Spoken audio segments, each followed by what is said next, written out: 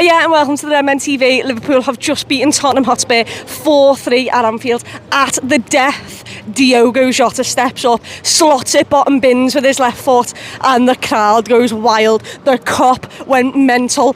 I went mental. I mean, what an absolute mad game of football that is. And look, I'm going to sit here and I'm going to be elated, obviously, because of the win, because from a game where we were 3-0 up, we collapsed, and in the final minute, Richarlison thinks he's got something out of the game for them, but instead, we powered through, we never gave up, and we got the winner, and for that, I'm obviously going to be happy about it. I'm not going to walk out that ground feeling sad. We've just won a game in the last minute. It's the best way you can possibly win a game in my eyes. Let's go back to the first half. I thought, first 15, we were up inside 3 minutes. I thought we were boss, to be honest. The football, we were just playing all the way through them. The triangles were sick. The link-up play between our front three, Curtis Jones, Harvey Elliott, Trent Alexander-Arnold, was absolutely phenomenal. We were getting in the areas where we could hurt Spurs, and it seemed like pretty much every single time we did do that. I mean, let's go through the goals.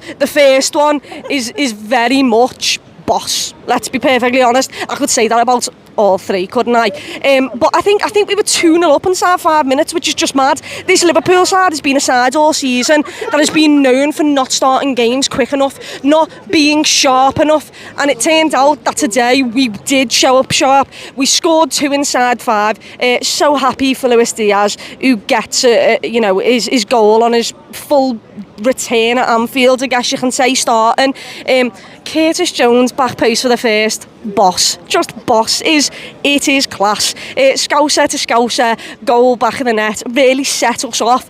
Cody Gakpo with the assist to Luis Diaz is absolutely brilliant as well. There's so many moments of absolute boss play in that first 20 minutes.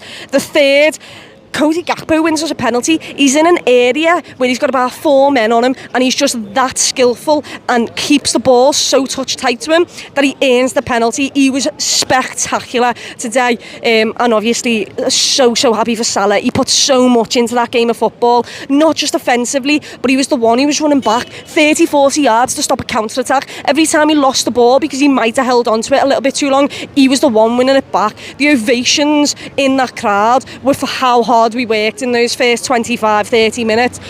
And then Liverpool take the foot off the gas. They do, let's be perfectly honest.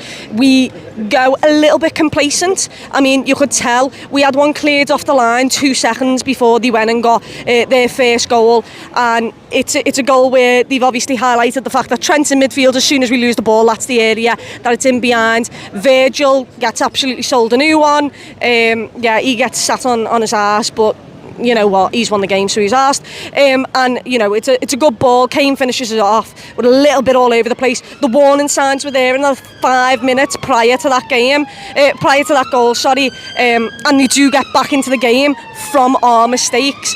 They could have then had a couple more. Kulusevski was through because Robertson was just dilly-dallying on a ball. In the end, you know, somehow we've managed to deal with that. And at half-time at 3-1, Liverpool really needed that half-time whistle, because we'd gone from absolutely ripping them apart, pulling them from pillar to post, to us seeing cracks and them getting into those cracks. And ultimately, you know, 3-1, I was happy to see the half-time whistle come in. I was hoping that if Liverpool could just go in the second half, the same like they did in the first, I knew we needed another goal to kill the game. And the second half, it was like the first half of, you know, the last couple of games. We were a little bit too slow on the ball. We still had all right, decent chances, but we didn't put them away. Liverpool got in and around the area, but weren't quick enough with the passes. They weren't decisive. They was a little bit hesitant.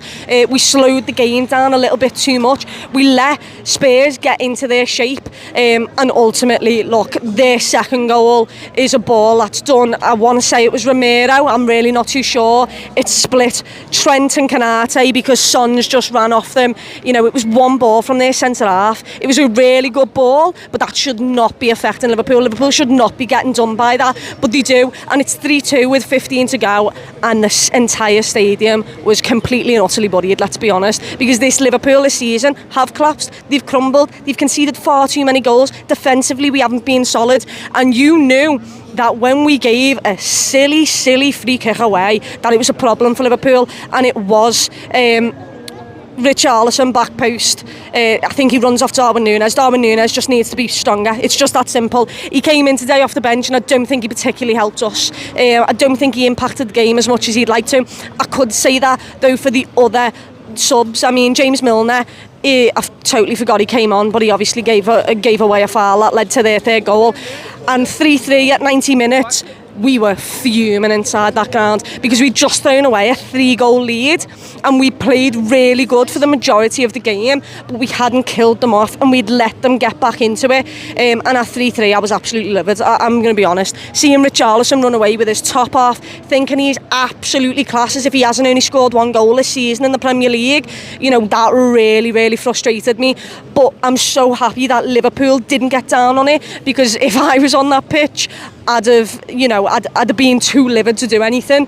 But the Reds reacted, and they reacted in a way in which Diago Jota drags us over the line. That finish, you know, we capitalise on a bit of poor play from Spurs, but Diago Jota is the man that I want on a one-on-one situation to win us a game.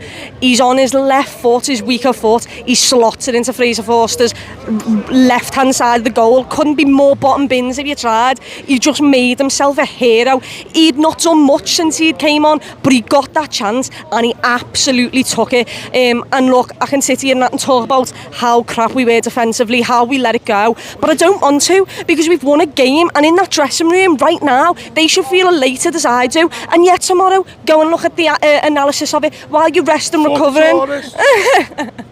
What?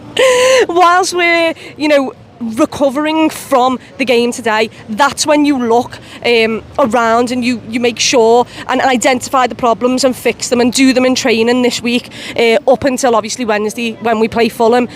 But yeah, right now I'm just really happy that the Reds have got 3 points. Diago Jota once again gets the headlines. Some really boss performances, and we didn't let adversity, you know, get in the way of us. We didn't sit down. It was a never say never, you know, attitude, which I haven't seen really since the seasons where we won the league. It was because of that attitude there, and it's good to see that we still have it in a season that's been so up and down. Yeah, it's left me bouncing into Wednesday. I'm hoping that, you know, get the next 2 home games out the way, win 6 points, see where we go from there, just keep picking up the points and see where we finish. But yeah, boss Sunday afternoon. Yeah, I'm going to go and celebrate in the sun.